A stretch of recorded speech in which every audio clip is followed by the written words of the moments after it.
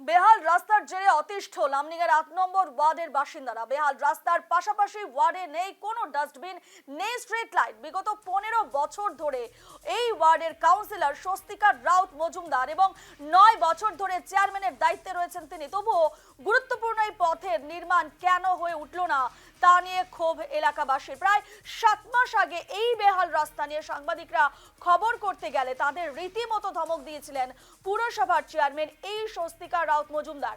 তিনি সেই সময় হুমকি দিয়ে বলেছিলেন যে সংবাদ পরিবেশন করা হলে এই পথ নির্মাণ করা হবে না। ঠিক তাই হয়েছে। অভিযোগ, খবর প্রকাশের জেরে রাস্তা নির্মাণের ব্যবস্থাই করেননি তিনি। এবং যে ছবি উঠে আসছে এই মুহূর্তে লামডিং থেকে, একেবারে জরাজীর্ণ রাস্তা, নেই ডাস্টবিন, নেই স্ট্রিট লাইট। শহরের ৮ নম্বর ওয়ার্ডের উন্নয়নের একেবারে অনীহা পুর কর্তৃপক্ষের নির্বিকার। ওয়ার্ড কাউন্সিলর স্বস্তিকা রাউত মজুমদার তিনি একেবারে সাংবাদিকদের হুমকি দেন। ৭ মাস আগে যখন সাংবাদিকরা খবর করতে যায় তিনি হুমকি দেন যে এই রাস্তার খবর করলে নাকি তিনি আর এই রাস্তার উন্নয়ন করবেন না। এবং ঠিক তিনি যেন তারই কথা রাখলেন, অর্থাৎ সেখানকার সাধারণ মানুষের, সেখানকার সাধারণ জনগণের দিকে তার কোনো ভ্রুক্ষেপ নেই। সেই জায়গার মানুষ যে দিনের পর দিন চরম অবহেলার শিকার হচ্ছে তারই একটি স্বরূপ এই মুহূর্তে আপনাদের সামনে আমরা তুলে ধরছি।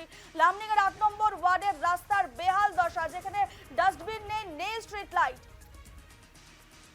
ঠিক কি কি অভিযোগ রয়েছে এই রাস্তা নিয়ে স্থানীয়দের আপনাদের সামনে রাখবো। না, চেয়ারম্যান বলছে সংবাদ করলে রাস্তা করবে না। উনি কিভাবে বলেছেন জানি না। উনি তো সবার প্রতিনিধি, উনি তো এই কথা বলতে পারেন না কোনো কথা। রাগে বলেছেন না কি কিন্তু ক্ষোভে বলেছেন সেটা ওনার ব্যাপার। তো রাস্তা তো ইতিমধ্যে দেখলাম মেজারমেন্ট করলো ২ বার ৩ বার, জানি না আদৌ কত হবে কত হবে না বলতে পারছি না। কত বছর থেকে এই ধরনের এই অবস্থা রাস্তার? মোটামুটি ১০-১২ বছর উপরে হবে।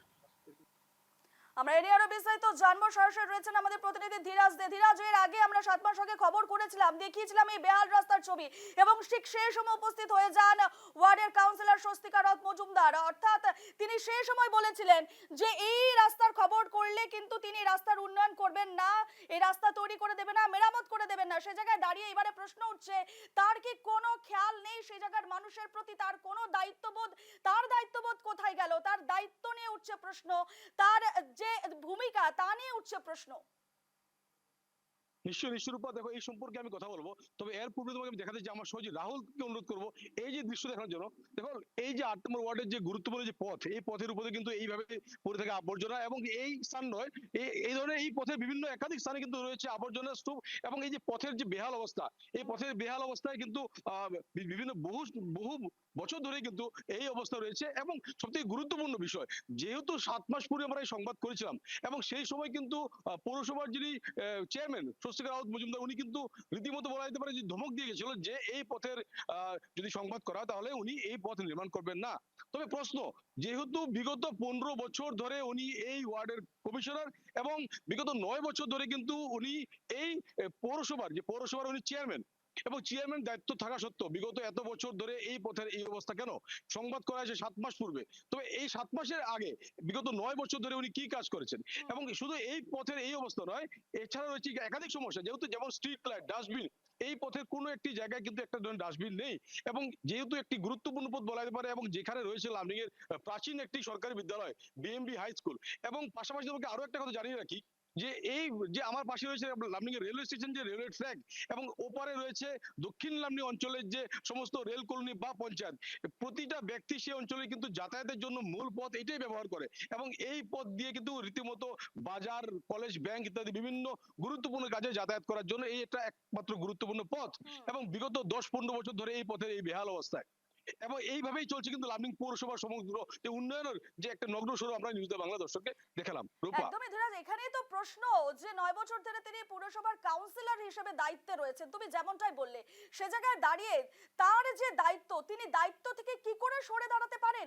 শুধু সংবাদ পরিবেশন করার জন্য তিনি এই ধরনের সিদ্ধান্ত নিয়েছেন এবং হুমকি দিয়েছেন, তার উত্তর তিনি কি দিতে পারবেন আগামী দিনে? কারণ তার এই হুমকির জন্য, তার এই সিদ্ধান্তের জন্য কিন্তু দিনের পর দিন একাধিক সেই তুমি যেমনটাই বললে সেই যে পথ রয়েছে সেই পথের সঙ্গে কিন্তু সেই পথ দিয়ে কিন্তু একাধিক এলাকার জনগণ যাতায়াত করেন দিনে রাতে, এবং সে জায়গায় দাঁড়িয়ে সেখানে যে কোনো মুহূর্তে যে কোনো দুর্ঘটনা ঘটতে পারে, যে রাস্তার হাল আমি এই মুহূর্তে দেখতে পাচ্ছি, এবং ছাত্রছাত্রীরা এই পথ দিয়ে যাতায়াত করে, অর্থাৎ সেখানে একটি স্কুল রয়েছে বিএমই হাই স্কুল, এবং বাজারের সঙ্গে এই রাস্তা কানেক্টেড রয়েছে, অর্থাৎ সেই সেই রাস্তা দিয়ে একাধিক মানুষ প্রত্যেকদিন যাতায়াত করছে।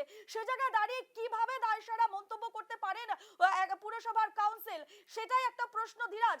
পরবর্তী সময় কি তিনি এই ধরনের সিদ্ধান্ত থেকে সরে দাঁড়াবেন বা এই রাস্তার উন্নয়নে তিনি এগিয়ে আসবেন, কি মনে হচ্ছে? নিশ্চয়ই দেখো রূপা, আমরা এই স্থানীয় জনগণের সাথে কথা বলেছি এবং ওনারা কিন্তু আমাদেরকে বলেছে যে কিছুদিন পূর্বে যেহেতু এই যে সংবাদ করা হয়েছে 7 মাস পূর্বে এবং 7 মাস পর দিয়ে কোনো ধরনের কাজ হয়নি, তবে হ্যাঁ 10-15 দিন পূর্বে কিন্তু এই পথে কিন্তু মাপযোগ করতে ওনারা দেখেছে। তবে এই মাপযোগ কি কারণে করা হয়েছে এবং সেটা কি পথ নির্মাণের জন্য করা হয়েছে নাকি অন্য কোনো কারণ, সেটাও কিন্তু স্থানীয় জনগণ স্পষ্টভাবে বলতে পারেনি।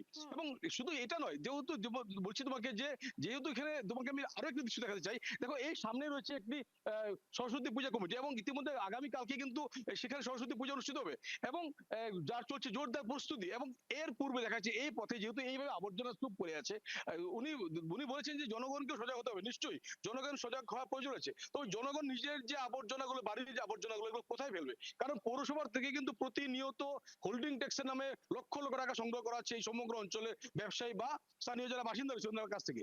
এর পরিপ্রেক্ষিতে যে ন্যূনতম যে সেবাটুকু, যে ডাস্টবিন, সেই ডাস্টবিন কিন্তু নেই এলাকাতে, যার ফলে কিন্তু দেখো লোকেরা এইভাবে কিন্তু পথের উপরে এইভাবে আবর্জনা স্তূপ ফেলে রেখেছে। রূপা, একদমই ধীরাজ, আরো একটি প্রশ্ন তোমাকে এই ক্ষেত্রে জিজ্ঞেস করবো, এই যে স্বস্তিকা রাউত এতটা সাহস কোথা থেকে পাচ্ছেন তিনি?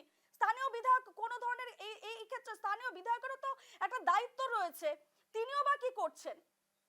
নিশ্চয়ই রূপা, দেখো আমরা যে সংবাদ সংগ্রহ করেছিলাম এবং সেই সংবাদের শীর্ষ ছিল লেখা যে যেমন রাজা তেমন মন্ত্রী, এবং যেভাবে কিন্তু লামনিং এর যে স্থানীয় বিধায়ক শিবু মিশ্র যেইভাবে উন্নয়নের যে যে আমরা একে পরে এক যে ছবিগুলো দেখাচ্ছি, যে বাস্তবে যে কোথাও যে উন্নয়ন দেখা যাচ্ছে না সেই সম্পূর্ণ সব দেখাচ্ছি, একই পথে কিন্তু হাঁটছে লামনিং চেয়ারম্যান যে বা লামনিং পৌরসভার যিনি মিউনিসিপালিটি বোর্ডের চেয়ারম্যান স্বস্তি রাউত, সে একই পথ অনুসরণ করে কিন্তু চলছে বলা যেতে পারে। কারণ যেহেতু দীর্ঘ বহু বছর ধরে উনি শুধু যে ওয়ার্ড কমিশনার 15 বছর ধরে তাই নয়, উনি কিন্তু বিগত 9 বছর ধরে লামডিং পৌরসভার চেয়ারম্যান, এবং চেয়ারম্যান নিজের ওয়ার্ডে যদি এই অবস্থা হয়ে থাকে, তাহলে অন্যান্য যে ওয়ার্ডগুলো রয়েছে লামডিং পৌরসভার অধীনে সেগুলো কি অবস্থা হতে পারে সেটা তুমি নিশ্চয়ই অনুমান করতে পারবে। একদমই ধীরাজ, তাই প্রমাণ করে দিচ্ছে পুরসভার কাউন্সিলের যে দায়িত্ব জ্ঞানহীনতার একটি জ্বলন্ত ছবি আমরা দেখতে পেলাম এই মুহূর্তে। আশা করব যে পুরসভার চেয়ারম্যান স্বস্তিকা রাউতের কাছে আমরা এই মুহূর্তে নিউজ লাইভ বাংলার থেকে একটি আবেদন করব, দিদি এবার চোখ খুলুন এবং এই রাস্তার মেরামত করুন, কারণ তার জন্য কিন্তু দিনের পর দিন সেখানকার মানুষ ভুক্তভোগী হতে হচ্ছে,